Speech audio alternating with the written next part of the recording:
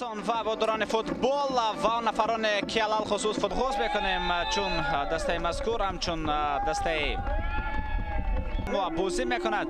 متوجه میشویم با این هجوم توسط کنار حمله خیلی خوفناک به نظر میرسد. پرتاف به داخل جریمه گاه و ماز و یک نفر دیگر در نزدیکی است. این اکبری شلدری رش است که بازیگذاری انجام داده میشود. پرتاف به داخل جریمه گاه ضربه و 31 نودربک ابراهیموف و رقم 13 بازی مذکور میتواند خوف و خطر ایجاد کند. ضربه به طرف دروازه عبدالخلیل بر همین خیلی بیشتر باشند، یعنی امکانیت توی ضربه زنی اگر پیدا شوند باید شاروخ سنگا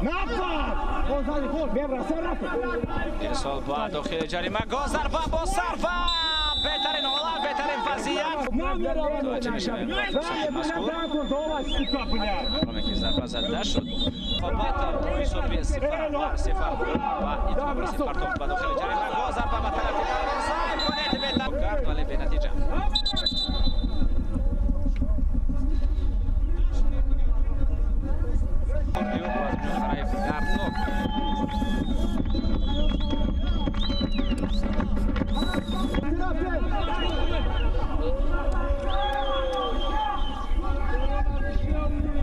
تیمونا نه توسط کنار به هجوم میگذرد.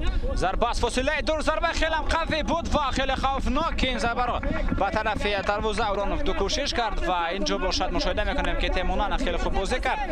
بعداً پرتافتیو به حجی اکبر اوزاقوف و ضربه زده حجی اکبر تویر مومنوس مربی دسته فایزکان در منطقه تکنیکی خویش بازی را البته تماشا دارد و در اندیشه آن است که چگونه میتواند با این بازی تغییرات وارد کند. امکانیت برای فوتبال بازیکن دسته روشن از پا میافتد انور مرادوف و دوور به قدم قرار می آید. در این حال توجه به دوور بازی امروزه کارت سرخ بله ارتش محمود پیروف بود. اینجا داروجان ارگشی بله قاعده بازی فینال کرده شد. علکی میتوانست یک با یک براید و با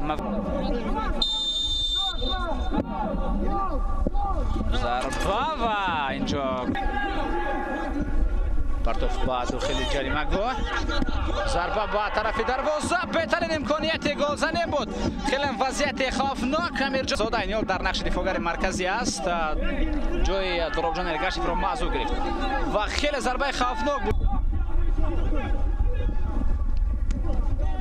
ضربه به طرف دروازه بهترین حالت گلزنی و بازم یک ضربه دیگر و ببینید چگونه وضعیت‌های خوفناک هستند اما فوتبال بهترین فرصت گلزنی داشت. بار دیگر متوجه میشیم سر اولا همین ضربه خیلی هم عالی بود که دروازه‌بان را برطرف کرد. فکر کنم بنیاد شد بازی مذکور